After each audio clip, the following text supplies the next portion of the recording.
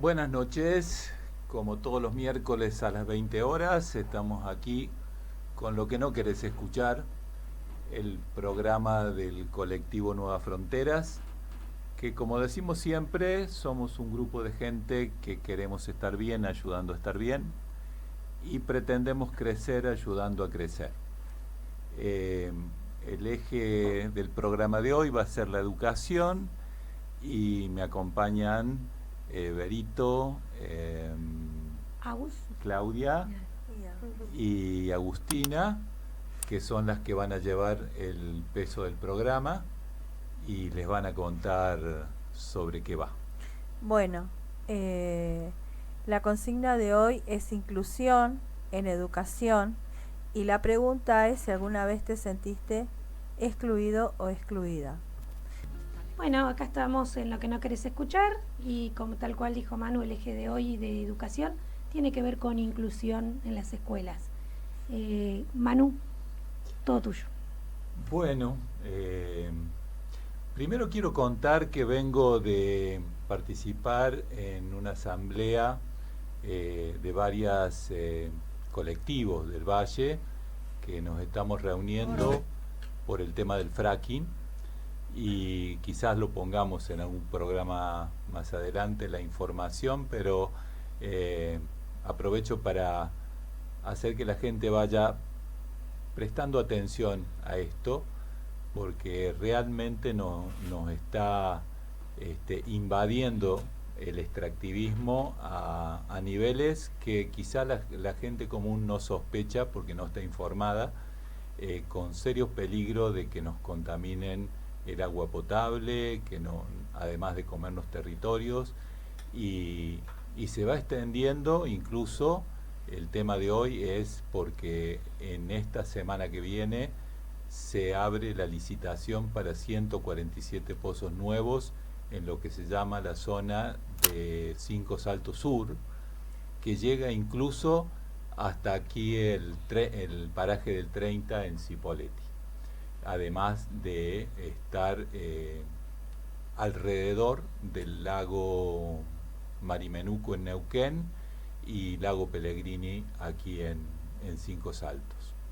Bueno, vamos al tema de hoy, que como decía Berito, dentro del eje de educación van a hablar de inclusión, que claramente es un tema acuciante, sobre todo en esta época, aunque lo fue siempre, ¿no? O sea, eh, la verdad, desde el comienzo de la humanidad nos venimos chocando con los temas que tienen que ver con la forma de relación entre los seres humanos y la manera en que nos relacionamos y la manera en que organizamos la sociedad en la que nos relacionamos. Eh, en esa forma de relación creo que hay 4 temas que es donde aparece el peligro o donde aparecen la parte negativa de las relaciones humanas. Una de ellas es la desigualdad. Siempre ha habido desigualdad, pero ha habido épocas donde fue mucho más cruenta y otras épocas donde logramos, digamos, achicar esa desigualdad. La otra es la apropiación de unos seres humanos sobre otros. La esclavitud es un caso, pero también la apropiación del trabajo de otros seres humanos, la apropiación de los territorios que necesitan los seres humanos para vivir, también es un tema.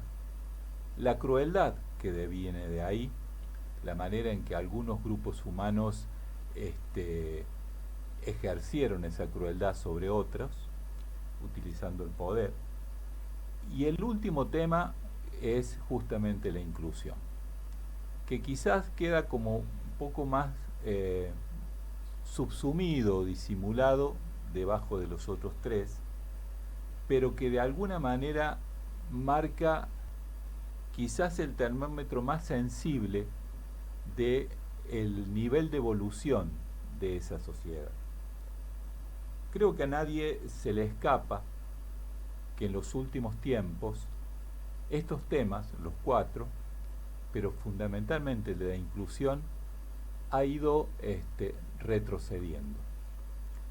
Las sociedades, sobre todo las occidentales, habían evolucionado, habían logrado acuerdos, habían avanzado en algunas formas organizativas menos crueles, más humanas, sobre todo después que terminó la Segunda Guerra Mundial, donde claramente la sociedad humana se vio conmovido por la enorme pérdida de vidas y se hicieron tratados internacionales, se hicieron leyes, se avanzó en las democracias occidentales sobre derechos, y en esta última época, sobre todo desde, digamos, 2013, 2014 en adelante, cuando empiezan a aparecer los gobiernos de ultraderecha, esos avances están puestos seriamente en peligro. Aparecen casos de no inclusión respecto de los inmigrantes, claramente en Europa, y con más crueldad todavía en Estados Unidos a partir de Trump. Aparecen casos de no inclusión respecto de los colectivos de minorías, sobre todo minorías sexuales, o de pueblos originarios. O sea, la inclusión es un tema que fue, o la falta de inclusión, es un tema que fue creciendo fundamentalmente. Yo creo que en la educación es uno de los lugares donde más se puede ver, porque la educación debería ser el medio por el cual se gane espacio en la inclusión. Y respecto de eso, mis compañeras seguramente lo van a desarrollar, concretamente en el tema de la educación, pero yo quería llamar la atención desde otro lado.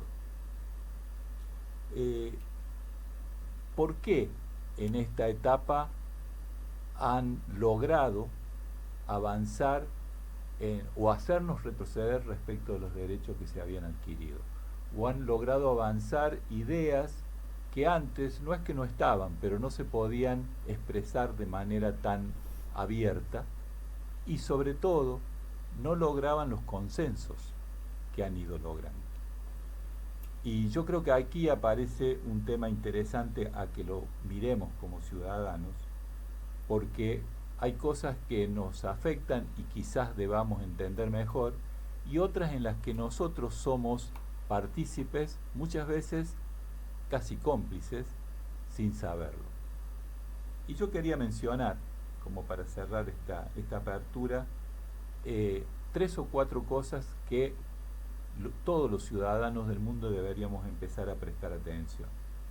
Una es el agotamiento de los recursos. O sea, se ha demostrado hace pocas décadas que los recursos de la tierra no son ilimitados, que no se podía seguir en esta especie de fiesta del derroche que significa el capitalismo de consumo, y que claramente, si se seguía por ahí, en algún momento esos recursos se iban a agotar. Entonces los sectores pudientes, los sectores poderosos, tenían 2 opciones: o levantaban el pie del acelerador del derroche y dejaban de vivir esta especie de fiesta enloquecida, o empezaban a dejar gente afuera, empezaban a dejar pueblos enteros afuera, empezaban a dejar sectores sociales claramente afuera de ese consumo, y es lo que empezó a ponerse en práctica a partir del avance de las ultraderechas. ¿Y por qué lo pudieron hacer ahora? Porque apareció el poderío tecnológico. Poderío tecnológico que hace que no necesiten ya tanta mano de obra. Entonces ahora los pobres ya ni siquiera se necesitan para explotarlos. Empiezan a ser desechables.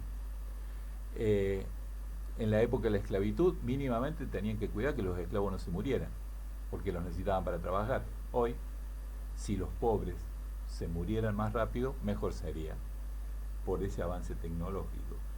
Un avance tecnológico que, por otro lado, en la comunicación les permitió ir generando cambios en la manera de relacionarse de las personas, sobre todo a través de la tecnología en los teléfonos.